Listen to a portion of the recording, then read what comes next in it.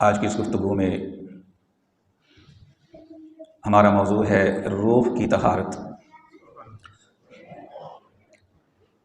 کہ روح کو پاک کرنا کتنا ضروری ہے اور پھر اس کے نتائج کیا ہیں۔ اس کے حوالے سے قرآن و حدیث کی جو تعلیمات ہیں اجمالاً ان پر ہم آج بات کریں گے۔ اللہ رب العزت اپنے فضل اور اپنی توفیق سے ہم سب کو اپنی روحوں کی تطہیر کی توفیق عطا فرمائے۔ اس موضوع کی مناسبت سے سورہ بقرہ کی جو آیہ کریمہ میں نے آپ کے سامنے تلاوت کی ہے، یہ در حقیقت دعا ہے حضرت ابراہیم علیہ نبینا علیہ السلام کی، کہ جب تعمیر کعبہ کے بعد انہوں نے جو دعائیں مانگی تھیں، ان دعاؤں میں ایک دعا یہ بھی تھی ربنا وبعث فیہم رسولا، اے ہمارے رب اب بھیج دے اس رسول کو منہم جو انہی میں سے ہو، یتلو علیہم آیاتک جو ان پر تیری آیتیں تلاوت کرے، ویعلمہم الکتاب والحکمہ اور انہیں کتاب و حکمت سکھائے، ویزکیہم اور ان کا تزکیہ کرے، یعنی ان کی روحوں کو طہارت دے، ان کے باطن کو طہارت دے۔ انک انت العزیز الحکیم، بے شک تو غالب حکمت والا ہے۔ یہ حضرت ابراہیم علیہ نبینا علیہ السلام نے تعمیر کعبہ کے وقت جو دعا مانگی تھی، اس میں انہوں نے رسول اللہ صلی اللہ علیہ وسلم کی جو آمد کا مقصد بیان کیا تھا، اس میں ایک بات تو یہ تھی کہ یہ لوگوں کو کتاب و حکمت سکھائیں، اور دوسرا مقصد کیا بیان کیا، وَيُزَكِّيهِمْ اور ان کا تزکیہ کریں، ان کے باطن کو طہارت دیں، ان کی روحوں کو طہارت دیں، کیونکہ کتاب و حکمت جو ہے اس کے سیکھنے کا فائدہ تب ہی ہے کہ جب بندے کی روح کو طہارت مل جائے، ورنہ اگر روح کو طہارت نہ ملے فقط کتاب و حکمت سیکھنے سے بات نہیں بنتی۔ یہ بات تھوڑی تیز نہیں کر دینے، ذرا تھوڑی تیز کریں، تھوڑی نہیں، فقط کتاب و حکمت کافی نہیں ہے، بلکہ کتاب و حکمت کے ساتھ ساتھ روح کی طہارت جو ہے اس کا ہونا بھی ضروری ہے۔ یہ بنیادی سبق ہے شریعت کا، اور رسول اللہ صلی اللہ علیہ وسلم کی آمد کے جو مقاصد ہیں ان میں سے ایک بنیادی مقصد یہ ہے کہ جناب رسول اللہ صلی اللہ علیہ وسلم اس کائنات میں اس لیے تشریف لائے ہیں کہ انسان کو تطہیر دی جائے، انسان کو پاکیزہ کیا جائے، اس کے نفس کی جو آلودگیاں ہیں ان کو ختم کیا جائے۔ اب یہ روح کیا ہے؟ قرآن حکیم کے اندر موجود ہے کہ جب رسول اللہ صلی اللہ علیہ وسلم سے یہ سوال ہوا وَيَسْأَلُونَكَ عَنِ الرُّوحِ، اے میرے محبوب آپ سے سوال کرتے ہیں روح کے متعلق کہ روح کیا ہے؟ فرمایا قُلْ أَمَرَ رَبِّي، آپ فرما دیں یہ امر ربی ہے،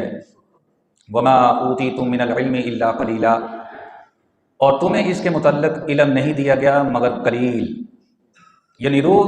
امر ربی ہے، اس کی حقیقت کیا ہے تم اس کی حقیقت کو نہیں پہنچ سکتے، اس لیے کہ تمہاری عقلیں جو ہیں ان میں اتنی گنجائش نہیں ہے کہ یہ روح کی حقیقت کو سمجھ سکیں۔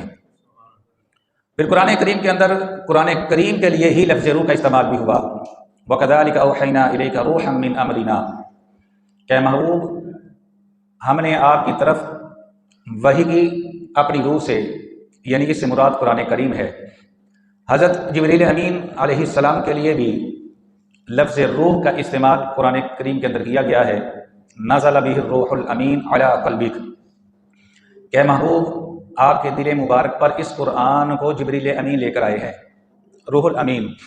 حضرت عیسیٰ علیہ نبینا علیہ السلام کے لیے بھی قرآن کریم کے اندر لفظ روح کا استعمال ہوا ہے، انما المسیح عیسی ابن مریم رسول اللہ وکلمتہ القاہا الی مریم وروح منہ، کہ بے شک عیسیٰ ابن مریم جو ہیں وہ کلمۃ اللہ ہیں اور اللہ کی طرف سے روح ہیں۔ لیکن ہم جس روح کے متعلق بات کر رہے ہیں یہ وہ روح ہے جو انسان کے جسم کے اندر ہے، جس کی وجہ سے انسان کی سانس چلتی ہے، اس کے جسم کے اندر حرکت ہے۔ ہم آج اس روح کی تطہیر کی بات کر رہے ہیں، کیونکہ انسان کا جو جسم ہے اگر اس کے اندر روح سلامت ہے تو یہ سلامت ہے، اگر روح نکل جائے تو یہ ختم ہو جاتا ہے۔ تو لہٰذا جو شریعت کے احکامات ہوتے ہیں وہ جسم اور روح دونوں کے متعلق ہوتے ہیں، اور قیامت کے دن سزا یا جزا کا جو معاملہ ہوگا وہ بھی روح اور جسم دونوں کے ساتھ ہوگا۔ کسی کا بہانہ نہیں سنا جائے گا کہ جسم یہ کہے کہ اس میں میرا قصور کوئی نہیں اور روح یہ کہے کہ اس میں میرا قصور کوئی نہیں ہے، کیونکہ حدیث مبارکہ میں ہے، جناب رسول اللہ صلی اللہ علیہ وسلم نے ارشاد فرمایا کہ قیامت کے دن جب بندے کا جسم اور اس کی روح رب ذوالجلال کے دربار میں پیش ہوگی تو روح یہ کہے گی کہ اللہ جو کیا ہے اس بدن نے کیا ہے، اس جسم نے کیا ہے، میری مثال تو اس سواری جیسی ہے کہ جو سواری پر سوار تھا، اب جدھر کو سواری جاتی ہے اور سوار نے تو ادھر ہی جانا ہے، میں تو اس کے اوپر سوار تھی، جو یہ کرتا تھا مجھے وہ کرنا پڑتا تھا۔ بدن یہ کہے گا کہ اللہ اگر میرے اندر یہ روح نہ ہوتی تو میں یہ گناہ کیسے کر سکتا تھا۔ ان دونوں کا آپس میں اختلاف ہوگا، جھگڑا ہوگا، تو اللہ تبارک و تعالیٰ فرمائے گا کہ دیکھو بات یہ ہے، ایک بندہ نابینا ہے اور ایک بندہ اپاہج ہے، اب وہ ایک باغ سے پھل چوری کرنا چاہتے ہیں۔ اب جو اپاہج ہے ظاہری بات ہے وہ درخت کے اوپر نہیں چڑھ سکتا، جو نابینا ہے وہ پھل کو دیکھ نہیں سکتا۔ اب ان دونوں نے آپس میں پلان یہ کیا، نابینا نے کہا کہ مجھے تو پھل نظر نہیں آتا، تم اس طرح کرو، تمہیں تو نظر آتا ہے، میں تمہیں اپنے کندھوں پر اٹھا لیتا ہوں، تم پھل چوری کر لو، تم تو درخت پر نہیں چڑھ سکتے۔ تو اب اس نابینا شخص نے اس اپاہج کو اپنے کندھوں پر اٹھایا اور انہوں نے پھل چوری کر لیا۔ اب بتاؤ کہ دونوں میں سے قصور کس کا ہے؟ تو جسم اور روح دونوں کہیں کہ اللہ دونوں کا قصور ہے، نابینا کا بھی قصور ہے، اپاہج کا بھی قصور ہے۔ تو اللہ تبارک و تعالیٰ فرمائے گا اسی طرح تم دونوں کا بھی برابر کا قصور ہے، جسم کا بھی قصور ہے اور روح کا بھی قصور ہے، لہٰذا جو جزا اور سزا کا معاملہ ہوگا وہ بھی دونوں کے لحاظ سے ہوگا۔ تو اس لیے مسلمان کو یہ حکم دیا گیا ہے کہ وہ اپنی روح کو پاکیزہ رکھے، اس کی تطہیر کا خیال رکھے۔ اس کی تطہیر کیسے ہوتی ہے، یہ پاکیزہ کیسے ہوتی ہے؟ یہ ہوتی ہے نیک اعمال کے ساتھ، تقویٰ کے ساتھ۔ جتنا بندہ نیک عمل کرے گا، نیکی کی طرف راغب رہے گا، جتنا متقی اور پارسا ہوگا، جتنی اس کی نگاہیں جھکی ہوئی ہوں گی، جتنے اس کے کان جو ہیں ان کے اوپر شریعت کا پہرا ہوگا، جتنا اس کی زبان جو ہے وہ گندگی سے محفوظ ہوگی، اتنا اس کی روح کو تطہیر ملتی چلی جائے گی۔ اور یہ بھی یاد رکھیے کہ اللہ تبارک و تعالیٰ نے کسی انسان کو گندی روح دے کر اس کائنات میں نہیں بھیجا۔ یہ نہیں ہے کہ کسی کی استعمال شدہ روح اللہ تبارک و تعالیٰ نے کسی اور کے بدن کے اندر ڈال دی ہو، کسی کافر کی روح اٹھا کے مسلمان کے بدن میں ڈال دی ہو، کسی مسلمان کی روح اٹھا کے کافر کے بدن میں ڈال دی ہو، ایسا معاملہ نہیں ہے، بلکہ ہر انسان جو اس کائنات کے اندر آتا ہے اللہ تبارک و تعالیٰ اس کو چمکتی ہوئی صاف اور شستہ روح دے کر اس کائنات کے اندر بھیجتا ہے، کیونکہ میرے محبوب صلی اللہ علیہ وسلم کا یہ فرمان ہے کل مولود یولد علی الفطرہ فابواہ یحودانہ او ینصرانہ او یمجسانہ او کما قال رسول اللہ صلی اللہ علیہ وسلم۔ فرمایا ہر بچہ جو ہے وہ فطرت کے اوپر پیدا ہوتا ہے، ہر انسان جب اس کائنات میں آتا ہے صاف اور پاکیزہ روح لے کر آتا ہے، فابواہ یحودانہ، اس کے ماں باپ ہیں جو اس کو یہودی بنا دیتے ہیں، او ینصرانہ،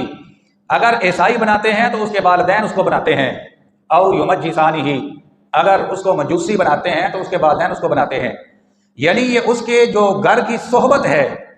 اس کے گھر کی جو تربیت ہے، اس کے گھر کا جو ماحول ہے، اس کا اثر ہوتا ہے اس بچے کے اوپر۔ فطرتاً وہ بچہ جو ہے وہ یہودی پیدا نہیں ہوتا، فطرتاً وہ بچہ عیسائی پیدا نہیں ہوتا، فطرتاً وہ بچہ مجوسی پیدا نہیں ہوتا، کوئی بھی انسان جو ہے بد کردار پیدا نہیں ہوتا، گندی روح لے کر اس کائنات میں نہیں آتا، بلکہ خالق کائنات جل مجدہ صاف اور ستھرا کردار دے کر، صاف ستھری روح دے کر اس کو اس کائنات کے اندر بھیجتا ہے۔ لیکن میرے محبوب صلی اللہ علیہ وسلم فرمانے لگے پھر ماحول کا اثر ہوتا ہے، پھر تربیت کا اثر ہوتا ہے، جس طرح کی تربیت ہے اسی طرح کا وہ بچہ جو ہے وہ بن جاتا ہے۔ اگر ماحول اچھا ہے وہ اچھا بن جائے گا، اگر اس کو ماحول برا میسر آتا ہے، تربیت غلط میسر آ جاتی ہے تو وہ غلط راستے پر چل نکلتا ہے۔ اور یہ حدیث مبارکہ اس بات کی بھی وضاحت کر رہی ہے کہ یہودیت جو ہے یہ فطرت نہیں ہے، عیسائیت جو ہے یہ فطرت نہیں ہے، مجوسیت جو ہے یہ فطرت نہیں ہے۔ فطرت کیا ہے؟ فطرت دین اسلام ہے۔ انسان کی جو حقیقی فطرت ہے وہ کیا ہے؟ وہ دین اسلام ہے، جو دین اللہ تبارک و تعالیٰ نے اپنے محبوب کریم صلی اللہ علیہ وسلم کو دے کر اس کائنات کے اندر مبعوث فرمایا ہے۔ تو فرمایا ہر بچہ دین اسلام کے اوپر، فطرت کے اوپر پیدا ہوتا ہے، لیکن ماحول کا پھر اثر ہوتا ہے، تربیت کا اثر ہوتا ہے۔ کوئی یہودی بن گیا، کوئی عیسائی بن گیا، کوئی مجوسی بن گیا، اللہ تبارک و تعالیٰ کسی کو گندی روح دے کر، کوئی مستعمل روح دے کر اللہ تبارک و تعالیٰ کسی بچے کو بھی اس کائنات کے اندر نہیں بھیجتا ہے۔ پھر وہ روح جب بدن کے اندر آ گئی، اس نے بدن کے ساتھ وقت گزارا، اب اس روح کے نکلنے کا جب معاملہ آتا ہے، جس طرح کا بدن تھا اسی طرح کے نتائج اس روح کے اوپر مرتب ہوتے ہیں جب وہ بدن کو چھوڑ کر نکلتی ہے۔ اگر تو وہ بدن نیک تھا، متقی تھا، پارسا تھا، جب وہ اس بدن سے نکلتی ہے تو پوری کائنات اس کی خوشبو سے معطر ہو جاتی ہے۔ ہم اس خوشبو کو محسوس نہیں کرتے، لیکن فرشتے اس خوشبو کو محسوس کرتے ہیں۔ لیکن اگر وہ روح کسی بد کردار بدن کے ساتھ وابستہ رہی، کسی کافر کے بدن میں، کسی منافق کے بدن میں، بد عقیدہ بد عمل کے بدن کے اندر رہی ہے، جب وہ اس بدن کو چھوڑ کر نکلتی ہے اتنا تعفن اٹھتا ہے، انسانوں کو تو محسوس نہیں ہوتا لیکن فرشتے اس بدبو کو محسوس کرتے ہیں۔ اور اس کی واضح مثال اور اس کی وضاحت ہمارے محبوب صلی اللہ علیہ وسلم نے اپنی ایک طویل حدیث مبارکہ کے اندر فرما دی، جو مشکات شریف کے اندر موجود ہے، دیگر ماخذ کے اندر بھی موجود ہے۔ ہمارے محبوب صلی اللہ علیہ وسلم ارشاد فرمانے لگے، حضرت براء بن عازب رضی اللہ تعالیٰ عنہ اس کے راوی ہیں، وہ کہتے ہیں ایک انصاری صحابی فوت ہو گئے تو ہم ان کو دفن کرنے کے لیے جب قبرستان میں گئے، ان کو دفن کیا جا رہا تھا تو جناب رسول اللہ صلی اللہ علیہ وسلم زمین پر تشریف فرما تھے، اور ہمارے محبوب صلی اللہ علیہ وسلم کے ہاتھ مبارک میں چھڑی تھی اور حضور زمین کو کورید رہے تھے۔ ساتھ ہی حضور نے یہ 2 یا 3 مرتبہ فرمایا، عذاب قبر سے اللہ کی پناہ مانگو، عذاب قبر سے اللہ کی پناہ مانگو۔ 2 یا 3 بار حضور نے یہ جملے ارشاد فرمائے۔ پھر اس کے بعد نبی کریم صلی اللہ علیہ وسلم نے ارشاد فرمایا کہ جب بندہ مومن کی روح اس کے بدن سے جدا ہونے کا وقت آتا ہے، اس کی روح اس کے بدن کو چھوڑنے لگتی ہے تو کیا ہوتا ہے؟ میرے محبوب صلی اللہ علیہ وسلم فرمانے لگے، آسمان سے فرشتے اترتے ہیں سفید چہروں والے،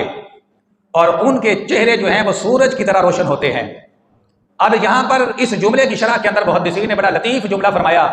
فرمانے لگے کہ وہ جو ان فرشتوں کے چہروں پر نور ہوتا ہے، وہ جو ان فرشتوں کے چہروں پر روشنی ہوتی ہے، وہ ایک مطلب یہ ہے کہ ان کی ذاتی ہے، اور دوسرا مطلب یہ ہے کہ وہ بندہ مومن جس کی روح لینے کے لیے وہ آ رہے ہیں، اس کے ایمان کی چمک ان کے چہروں پر پڑتی ہے اور ان کے چہرے روشن ہو جاتے ہیں۔ وہ بندہ مومن جس کا ایمان تازہ ہے، جس کے دل میں رسول اللہ صلی اللہ علیہ وسلم کا عشق ہے، وہ عشق مصطفیٰ کی لائٹ پڑتی ہے، عشق مصطفیٰ کا نور پڑتا ہے، وہ اس کے ایمان کا نور ہے جو ان کے چہروں پر پڑتا ہے۔ اور حضور نبی کریم صلی اللہ علیہ وسلم نے فرمایا ان کے چہرے سورج کی طرح روشن ہوتے ہیں۔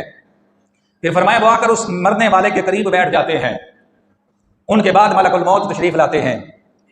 اور آ کر وہ بھی مومن کے سرانے کی طرف بیٹھ جاتے ہیں، اور بیٹھ کر اس سے یہ کہتے ہیں، ایتھا النفس الطیبہ، اے پاکیزہ روح، اخرجی الی مغفرۃ من اللہ ورضوان، نکل اللہ تبارک و تعالیٰ کی مغفرت کی طرف اور اس کی رضا کی طرف۔ یہ ملک الموت اس کو مخاطب کر کے کہتے ہیں کہ اے پاکیزہ روح،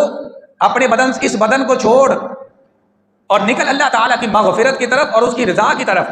تو نبی کریم صلی اللہ علیہ وسلم نے فرمایا بندہ مومن کی روح اس کے بدن سے ایسے نکلتی ہے جیسے مشک سے قطرہ نکلتا ہے، بڑے اطمینان کے ساتھ۔ وہ قرآن کریم نے بھی فرمایا نا، جب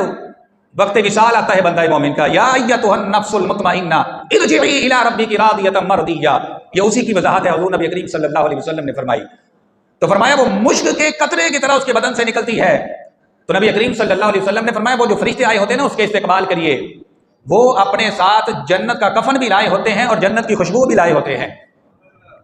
فرمایا جیسے ہی ملک الموت اس کے بدن سے اس کی روح کو نکالتے ہیں، وہ فرشتے ایک لمحے کے لیے بھی ملک الموت کے پاس اس کی روح کو نہیں رہنے دیتے، بلکہ وہ جو کفن لے کے آئے ہیں جنتی، اس جنتی کفن کے اندر اس کی روح کو لپیٹ لیتے ہیں۔ اور نبی کریم صلی اللہ علیہ وسلم نے فرمایا اس وقت جب وہ روح نکلتی ہے اس کے بدن سے اور فرشتے اس کو پکڑ لیتے ہیں، ہاتھوں ہاتھ لیتے ہیں، اتنا پروٹوکول ہے ایک بندہ مومن کا۔ اگرچہ جب بندہ مومن کا وصال ہوتا ہے ہمیں تو وہ نظر نہیں آ رہا ہوتا، لیکن رسول اللہ صلی اللہ علیہ وسلم کی نگاہ نبوت نے وہ منظر دیکھا اور اپنی امت کے سامنے بیان کر دیا کہ جب بندہ مومن اس دنیا سے جاتا ہے، اس کی روح اس کے بدن سے جدا ہوتی ہے، اس کا پروٹوکول اتنا ہے کہ اللہ کی نوری مخلوق اس کے پروٹوکول کے لیے آتی ہے، اس کے اعزاز کے لیے آتی ہے، اور فرشتے ہاتھوں ہاتھ اس کی روح کو پکڑتے ہیں اور جب لے کر چلتے ہیں تو میرے محبوب صلی اللہ علیہ وسلم نے فرمایا اس کے روح سے اتنی خوشبو آتی ہے کہ کائنات کے اندر کوئی ایسی کستوری نہیں ہے کہ جس سے اس طرح کی خوشبو آئے جس طرح کی خوشبو اس بندہ مومن کی روح سے آتی ہے۔ پھر میرے محبوب صلی اللہ علیہ وسلم نے فرمایا جب وہ روح لے کر گزرتے ہیں فرشتوں کی جماعت کے پاس سے فرشتے پوچھتے ہیں یہ کس کی روح ہے، یہ کون ہے؟ تو وہ اس کا تعارف کراتے ہیں، ھذا فلان ابن فلان، یہ فلاں کا بیٹا ہے۔ اب دیکھیے کہ نیک اولاد کی وجہ سے اس کے باپ کا نام بھی احترام کے ساتھ لیا جاتا ہے، کہ فرشتے جب تعارف کرواتے ہیں اس کے باپ کا نام بھی لیتے ہیں، یہ فلاں ابن فلاں ہے۔ اور اس کو اتنا پروٹوکول کیوں دیا گیا، اس کا اتنا اعزاز کیوں ہے؟ وہ کہتے ہیں کان یعمل کیتا وکیتا بمحاسن عملہ، یہ وہ بندہ ہے جو دنیا کے اندر نیک عمل کیا کرتا تھا،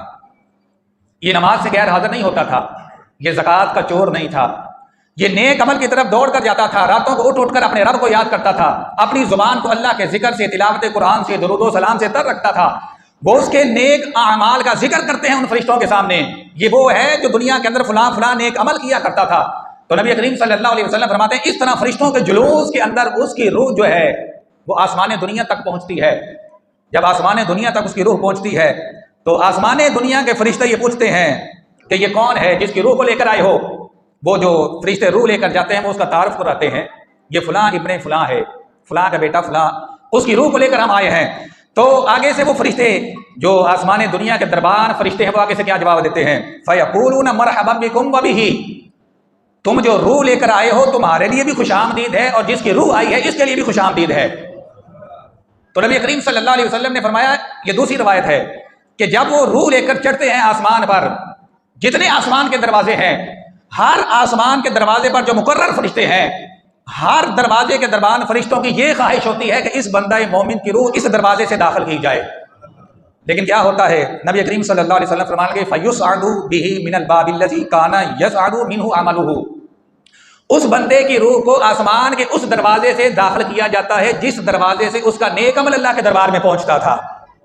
آسمان کے جس دروازے سے اس کی نماز جاتی تھی، اس کا روزہ جاتا تھا، اس کی زکوٰۃ جاتی تھی، اس کی تسبیح و تحلیل جاتی تھی، اس کے فلاحی کام جس دروازے سے جاتے تھے، آسمان کے جس دروازے سے حضور فرماتے ہیں اس کا نیک عمل جاتا تھا نا، اس دروازے سے اس کی روح کو آسمانوں کے اندر داخل کیا جاتا ہے، پہلے آسمان پر، پھر دوسرے آسمان پر، پھر تیسرے آسمان پر، یہاں تک کہ نبی کریم صلی اللہ علیہ وسلم نے فرمایا بندہ مومن کی روح اللہ کے عرش کے سامنے پہنچتی ہے اور رب ذوالجلال کی بارگاہ کے اندر سجدہ ریز ہو جاتی ہے۔ اب اللہ تبارک و تعالی ارشاد فرماتا ہے فرشتوں سے کہ دیکھو ہم نے اپنے اس بندے کو مٹی سے پیدا کیا اور اسی میں لٹائیں گے، دوبارہ اسی سے پیدا کریں گے، اس کی روح کو واپس لوٹا دو۔ تو نبی کریم صلی اللہ علیہ وسلم فرماتے ہیں اس بندہ مومن کی روح جو ہے دوبارہ اس کے بدن کے اندر لوٹائی جاتی ہے، اور یہ مرحلہ جو ہے یہ پلک جھپکنے کی دیر میں ہو جاتا ہے، کیونکہ جو روح کی رفتار ہے اور جو فرشتوں کی رفتار ہے نا وہ انسانی عقل کے اندر نہیں آ سکتی۔ نبی کریم صلی اللہ علیہ وسلم فرماتے ہیں دوبارہ اس بندہ مومن کی روح اس کی قبر کے اندر اس کے بدن میں لوٹا دی جاتی ہے، دو فرشتے اس کے پاس آ جاتے ہیں، اس سے سوال کیا جاتا ہے من ربک،